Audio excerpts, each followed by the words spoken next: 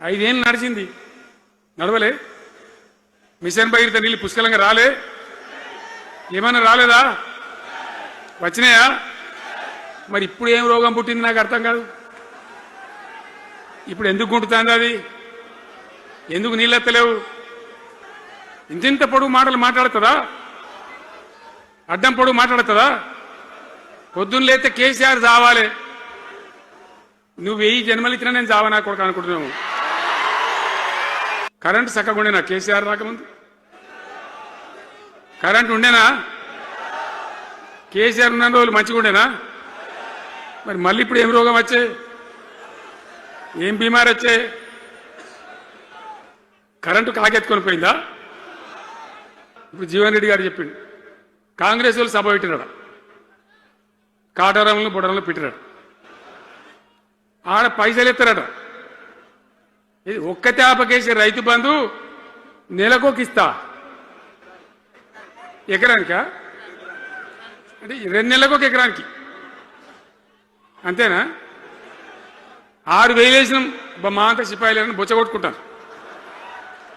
ఆనాడు ఎట్లా పడేది రైతు బంధు? 10 రోజుల గ్యాప్లో మొత్తం రైతులకు వచ్చేసింది. టంగ్ మన సెల్ ఫోన్ మోగుతుండే, మంచిగా టింగున పోయి బ్యాంకుకి వెళ్ళి తెచ్చుకుంటుండే. ఎక్కడ వాయి మరి వచ్చిన ప్రభుత్వం పనిచేయాలి కదా, వాళ్ళకు కూడా అవకాశం ఇవ్వాలి కదా. సరే, మన నాన్న వాడో వీడో కొంత దుంకులాడినా నేను మాట్లాడలే, నీ బయటికి రాలే, తక్కువ 1-2 సార్లు తప్ప రాలే. వాళ్ళకు కూడా ఛాన్స్ ఇవ్వాలి, అవకాశం ఇవ్వాలి. మనం ఎక్కసంతో ఉండొద్దు, చేయని ఏం పరిపాలన చేస్తారో చేయని, మంచిదే కదా అని చెప్పి అనుకున్నాం. మరి ఏమైతుంది? ఎక్కడ చూసినా చిల్లర మాటలు తప్ప ఒక్కటంటే ఒక్కటన్నా నిర్మాణాత్మకమైన కార్యక్రమం ఉందా? ఒక్కటన్నా ఏదైనా గొప్ప స్కీమ్ మొదలుపెట్టిండ్రా? కరెంటుకు బాధ ఉండేనా? నీళ్లకు బాధ ఉండేనా? యూరియా బస్తాలు ఏ శాతం అయితే లేదా ఈ ప్రభుత్వానికి? యూరియా బస్తాలు కావాలి రాబోయంటే యాప్ పెట్టినా ఉంటాడు. దుకాణంలో లేకపోతే యాప్లోకి వెళ్తాయా? ఈ దమ్ముంటే తెచ్చి దుకాణంలో పెట్టాలి, కానీ ఆ యాప్లు పట్టుకొని తిరిగితే కాళ్ళకు వాపులు వస్తాయి, బస్తాలు మాత్రం దొరుకుతలేవు. రాష్ట్ర ఆర్థిక ఆదాయం ఎందుకు దిగజారిపోయింది? దయచేసి ఆలోచన చేయండి. కేసీఆర్ ఉన్నప్పుడు రియల్ ఎస్టేట్ ఎట్లా ఉండే? రైతుల భూముల ధరలు ఎట్లుండే?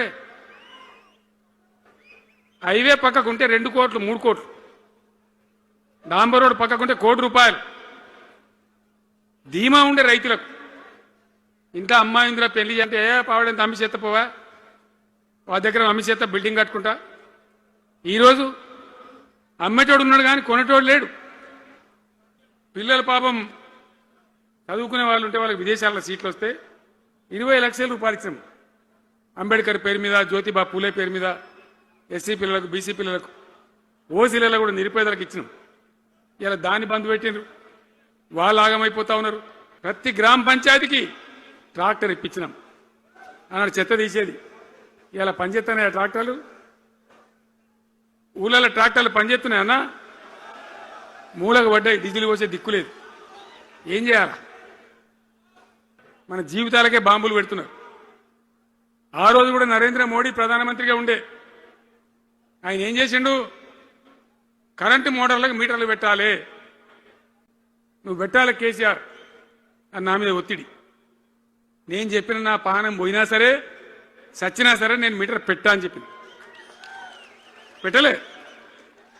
30,000 రూపాయలు కట్ చేస్తే నీకు అన్నాడు, కట్ చేసిండు.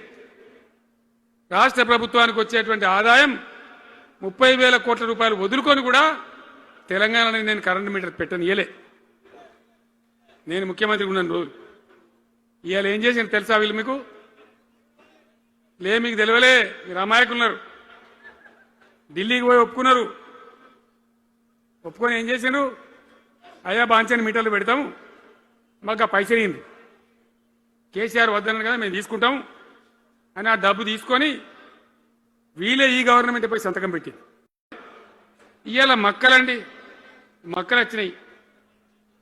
పెడితే కొంటమని చెప్పారు, కొనకపోతే కొనమని చెప్పింది. ఈ శాతకాని దొంగతనం ఎందుకు? లోపల అధికారులకేమో కొనకూడదని చెప్తుంది, మీది కొంటమని చెప్తుంది. మక్కలు కొనే ధీమా ఉందా? ఇయ్యాల కొంటుండ్రా? వడ్లు కొంటుండ్రా? కొనకపోగా మళ్ళీ ఇంకా బోనస్ ఇస్తామని ఒక బోగస్ మాట. ఈ అందానికి ఒకటి బోడముండ హైడ్రాని తెచ్చిపెట్టింది.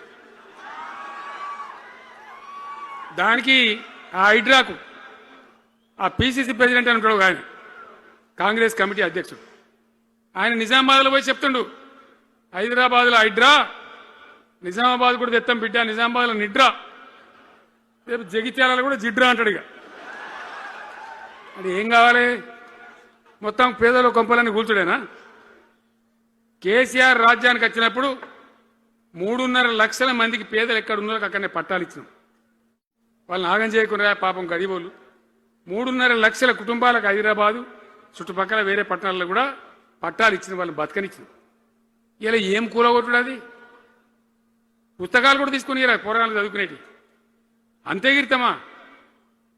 నేను ఒక్కటే మాట మనం చేస్తా ఉన్నా, గ్యారంటీగా బీఆర్ఎస్ గవర్నమెంట్ వచ్చేది ఖాయం. మొట్టమొదటి రోజుల్నే ఈ ఐటాంటోని ఎత్తి అవతల వరేస్తామని చెప్పి నేను మనం చేస్తా ఉన్నా. మూసేం దాని ఎంబడి వాడారు, దానికి ఆడ గరీబులు ఉంటారు పాపం.